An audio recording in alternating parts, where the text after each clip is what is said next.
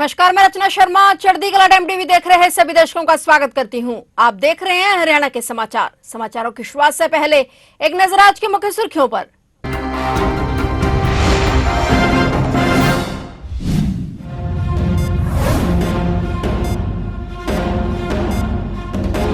फरीदाबाद के सूरजकुंड में दिवाली मेले की धूम। सूरजकुंड दिवाली मेले का आज हुआ उद्घाटन। मुख्यमंत्री नायब सिंह सैनी ने किया उद्घाटन।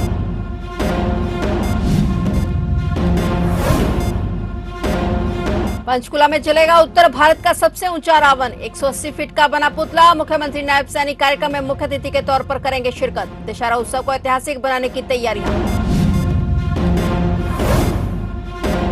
आज राष्ट्रपिता महात्मा गांधी और पूर्व प्रधानमंत्री शास्त्री जी की जयंती पर हरियाणा राजभवन में हुई प्रार्थना सभा। राज्यपाल असीम घोष ने राष्ट्रपिता और पूर्व प्रधानमंत्री को दी श्रद्धांजलि।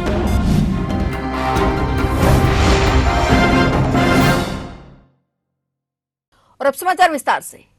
आज फरीदाबाद के सूरजकुंड में दिवाली मेले का उद्घाटन हुआ है। मुख्यमंत्री नायब सिंह सैनी ने सूरजकुंड दिवाली मेले का उद्घाटन किया है। हरियाणा पर्यावरण विभाग द्वारा 2 से 7 अक्टूबर तक सूरजकुंड मेले में द्वितीय सूरजकुंड दिवाली मेला आयोजित किया गया है। ये मेला हम परिवारों को जोड़ते हैं थीम पर आधारित है। उल्लेखनीय है कि हरियाणा पर्यटन निगम द्वारा फरीदाबाद सूरजकुंड में आगामी 2 से 7 अक्टूबर तक आयोजित हो रहे इस दिवाली मेले में स्थानीय कारीगरों और उद्यमियों को आर्थिक सुअवसर तो प्राप्त होंगे ही, साथ ही उनके साथ कला और प्रतिभा को प्रोत्साहन और बढ़ावा भी मिलेगा। सूरजकुंड दिवाली मेले में विभिन्न श्रेणियों के अंतर्गत अब तक कुल 467 स्टॉल बुक हो चुके हैं। इनमें art and culture, boutique, home decor के अलावा और भी सामान और मेटल डेकोरेटिव आइटम्स भी शामिल हैं। रक्षा के दृष्टिकोण भी पूरे परिसर में सीसीटीवी कैमरे लगाए गए हैं। इन कैमरों की निगरानी एक विशेष नियंत्रण कक्ष से की जा रही है। वहीं फरीदाबाद के दौरे के दौरान सीएम नायब सिंह सैनी ने पौधारोपण भी किया और पर्यावरण स्वच्छता का संदेश दिया। सीएम नायब सैनी ने दशहरा पर्व की भी बधाई एवं शुभकामनाएं दी।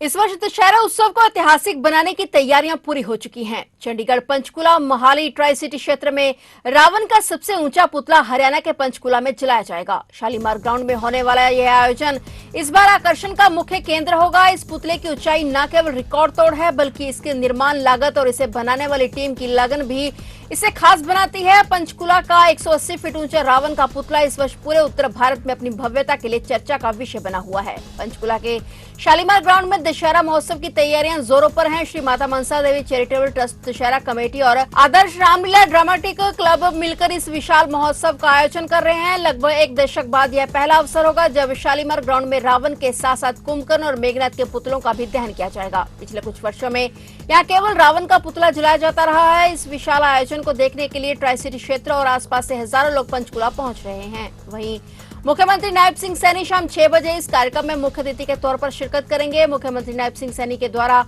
रिमोट कंट्रोल की मदद से तीनों पुतलों को अग्नि दी जाएगी।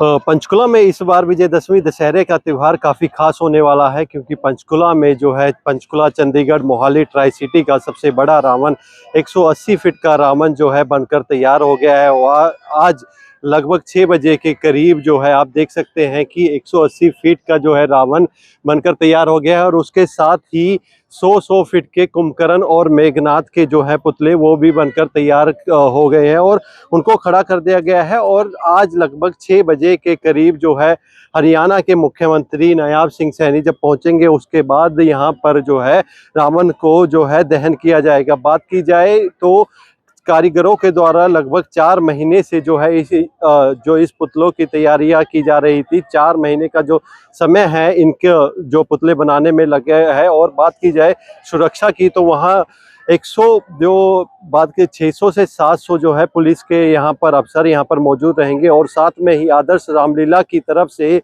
भी 100 से 200 बॉडीगार्ड यहाँ पर जो है मौजूद रहेंगे। रावण के आसपास आप देख सकते हैं जो यहाँ पर काफ़ी दूर से ही बैरिकेडिंग कर दी गई है ताकि जो है रावण दहन के बाद यहाँ पर लोग आसपास ना जा पाए। और साथ ही साथ रावण पुतलों का इतना क्रेज है कि लोग अभी से लगभग 1 बजे से ही यहाँ पर सेल्फियाँ खिंचवाने, फोटो लेने और ताकि दहन से पहले यहाँ पर सेल्फियाँ और फोटो ले ली जाए, इसके लिए लोग यहाँ पर मौजूद और पहुँच रहे हैं। और आप मेरे पीछे यहाँ पर देख भी सकते हैं कि जो तीनों पुतले हैं वो भव्य रूप से बनाकर तैयार कर दिए गए हैं। और साथ में ही आज लगभग 6 बजे के करीब जो है रावण दहन किया जाएगा। मुख्यमंत्री नायब सिंह सैनी यहाँ पर पहुंचेंगे। शालीमार ग्राउंड के आसपास 3 बजे के करीब से जो है आवाजाही जो है बंद कर दी जाएगी, ताकि आम लोगों को जो परेशानी ना हो। और लोगों को यह भी जानकारी दी गई है कि आप ग्राउंड से जो है काफ़ी दूरी में अगर आप अपने वाहन को खड़ा करें, ताकि किसी तरीके से बाद में आपको परेशानी ना हो। तो ये जो मुख्य बात यही है कि जो है रावण का जो है आज 6:30 सवा 6 के करीब जो है यहाँ रावण दहन किया जाएगा और मुख्यमंत्री नायब सिंह सैनी यहाँ पर मुख्य अतिथि की रूप में पहुंचेंगे। पंचकुला से संजय मिश्रा, चढ़ती कला। आज राष्ट्रपिता महात्मा गांधी और पूर्व प्रधानमंत्री श्री लाल बहादुर शास्त्री जी की जयंती है। राष्ट्रपिता महात्मा गांधी और पूर्व प्रधानमंत्री लाल बहादुर शास्त्री जी की जयंती पर हरियाणा राजभवन में प्रार्थना सभा हुई। महामहिम राज्यपाल असीम कुमार घोष ने राष्ट्रपिता और पूर्व प्रधानमंत्री को श्रद्धांजलि दी। मुख्य सचिव अनुराग रस्तोगी समेत कई प्रशासनिक अधिकारी और गणमान्य नागरिक इस दौरान उपस्थित रहे। एजेएल प्लॉट आवंटन मामले में ट्रायल पर 4 साल पहले लगाई गई रोक को हटाने की मांग को लेकर सीबीआई ने पंजाब हरियाणा हाईकोर्ट की शरण ली है। सीबीआई की याचिका पर हाईकोर्ट ने हरियाणा के पूर्व मुख्यमंत्री भूपेंद्र सिंह हुड्डा और एसोसिएटेड जर्नल्स लिमिटेड को नोटिस जारी किया है। एजेएल प्लॉट आवंटन मामले में 1 दिसंबर 2018 को सीबीआई ने हुड्डा, वरिष्ठ कांग्रेस नेता मोतीलाल वोरा जिनका निधन हो चुका है और एजेएल के खिलाफ चार्जशीट दाखिल की थी। उन पर 2005 में पंचकुला में एजेएल को औद्योगिक प्लांट अवैध रूप से दोबारा आवंटित करने का आरोप लगा है और कोर्ट को बताया गया कि यह रोक 3 अप्रैल 2025 तक लागू थी, लेकिन 6 अगस्त 2025 को मामला 27 अक्टूबर 2025 के लिए स्थगित करते हुए अनजाने में इसकी अवधि नहीं बढ़ाई जा सकी और अप्रैल में पंचकुला की विशेष सीबीआई अदालत ने हुड्डा और गांधी परिवार से जुड़ी एजेएल पर धारा 120B, 420 और भ्रष्टाचार निवारण अधिनियम की धारा 13(1) और 13(2) के तहत आरोप तय किए थे। एजेएल की तरफ से दायर इसके बाद अगस्त में याचिका दायर करते हुए 1 जुलाई 2021 के अंतरिम आदेश को आगे जारी रखने का आग्रह किया गया था, जिसके तहत ट्रायल कोर्ट की कार्रवाई पर रोक है। इसके बाद हाईकोर्ट ने ट्रायल कोर्ट की कार्रवाई पर रोक 27 अक्टूबर 2025 तक जारी रखने का आदेश जारी किया था और अब इस मामले में सीबीआई ने हाईकोर्ट में याचिका दाखिल करते हुए रोक हटाने की मांग की है। अदालत ने सीबीआई की दलीलों पर संज्ञान लेते हुए अगली सुनवाई की तारीख 27 अक्टूबर तय की है।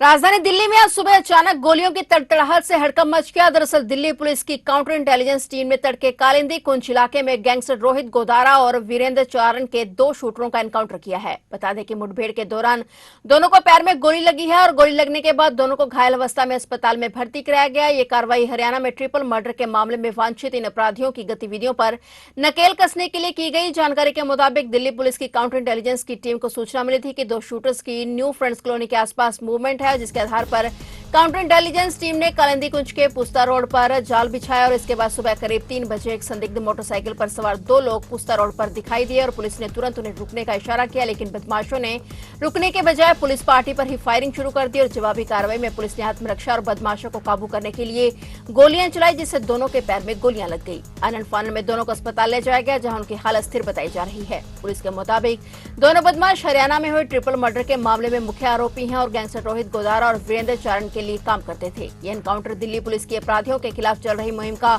हिस्सा है, जिसके तहत संगठित अपराध और गैंगस्टर नेटवर्क को खत्म करने पर खास ध्यान दिया जा रहा है। प्रवर्तन निदेशालय गुड़गांव क्षेत्रीय कार्यालय ने धन शोधन निवारण अधिनियम 2002 के प्रावधानों के तहत अंसल बिल्डर की 10 करोड़ 55 लाख रुपए की 6 अचल संपत्तियों को कुर्क किया है। ये संपत्ति गुड़गांव हरियाणा, ग्रेटर नोएडा यूपी और लुधियाना पंजाब में स्थित है। आरोपी company message Ansal properties and infrastructure limited के निदेशकों, शेयरधारकों, लाभार्थी मालिकों अर्थात सुशील अंसल, प्रणव अंसल और सन एचयू ऑफ और कुसुम अंसल के पास है और ये मामला जल प्रदूषण निवारण और नियंत्रण अधिनियम 1974 और वायु प्रदूषण निवारण और नियंत्रण अधिनियम 1981 के प्रावधानों के उल्लंघन के उपजे मनी लॉन्ड्रिंग के मामले में है। कुर्क की गई संपत्तियों में कमर्शियल यूनिट और जमीन शामिल हैं। Ansal properties and infrastructure limited residential, commercial और रिटेल क्षेत्रों में रियल एस्टेट विकास के व्यवसाय में लगी हुई है।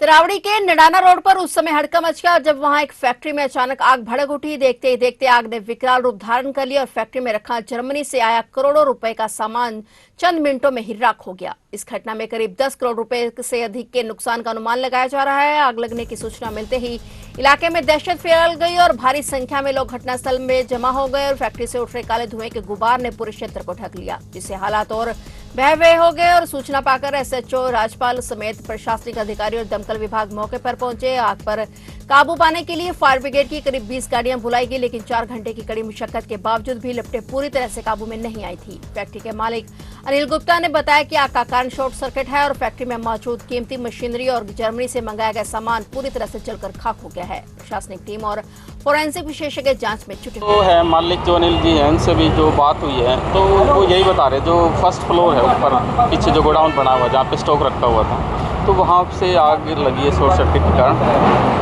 किस चीज़ की है ये फैक्ट्री? ये प्लास्टिक पाइप्स वगैरह हैं, प्लास्टिक का सारी आइटम बनाते हैं। कितना नुकसान का अंदाजा सर? नुकसान तो जी मालिक बताएंगे, मोस्टली काफ़ी नुकसान है। बचाव कार्य जारी है सर? बचाव कार्य जारी और नहीं, कोई जान की कोई नुकसान नहीं।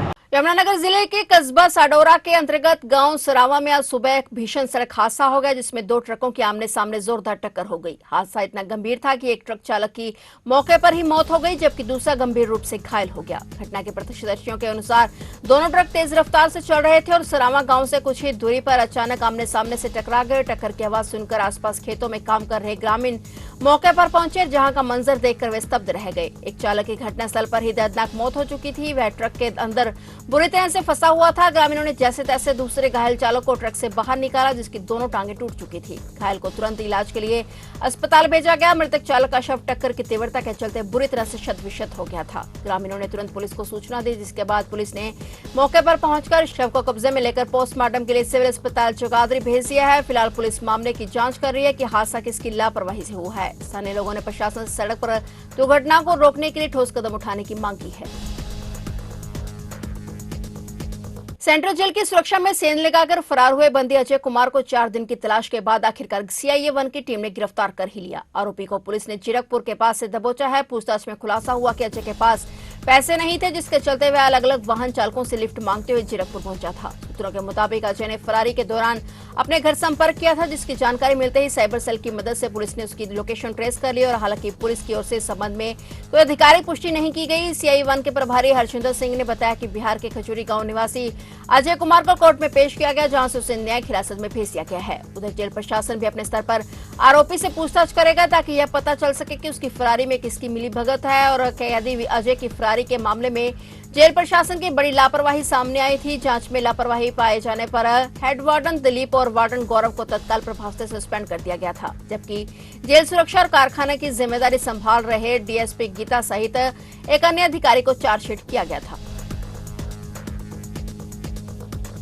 अंबाला कैंट रेलवे स्टेशन पर एक संदिग्ध बैग मिलने से हड़कंप मच गया। दरअसल आरपीएफ कैंट रेलवे स्टेशन पर चेकिंग अभियान चलाया गया था और इस दौरान उसे एक संदिग्ध बैग मिला, जिसे टीम ने फौरन अपने कब्जे में ले लिया और छानबीन की गई। गनीमत रही कि इस दौरान बैग से कुछ गलत सामान प्राप्त नहीं हुआ, लेकिन इस बारे में ऐसे बैग मिलने से अफरा तफरी का माहौल जरूर देखने को मिला। वहीं त्योहारी सीजन को देखते हुए डॉग स्क्वाड की टीम के साथ मिलकर समय समय पर यह चेकिंग अभियान चलाया जा रहा है, ताकि सुरक्षा दुरुस्त रहे। आने वाले समय में त्योहारों के टाइम पे भीड़ बढ़ जाती है, तो उसी को लेके भीड़ की व्यवस्था और सुरक्षा व्यवस्था को लेके हमने जीआरपी ने और हमारे डॉग स्क्वाड ने मिलके एक चेकिंग अभियान चलाया स्टेशन पर।